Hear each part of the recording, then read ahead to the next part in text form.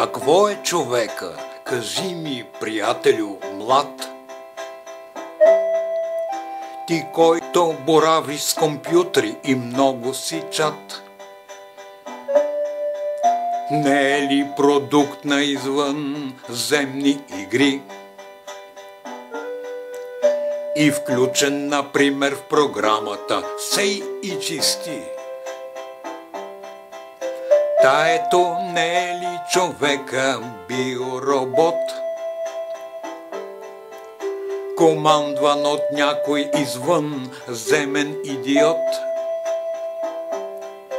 да хвали агресора, демон такъв, а жертвите хули, обляни в кръв.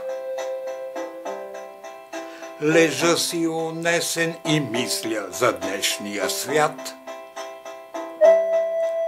наситен с убийства, жестокост, нарцизъм и страх. А вирусът Хомо безспирно земята руши.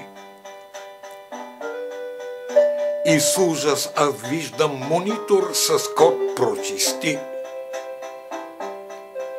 Красива планета изпълва екрана зелен. Играта завърши, докладва контролер Хиксен и включва реактора с анти-хомо лъчи. Финалната част на програмата "Сей и чисти"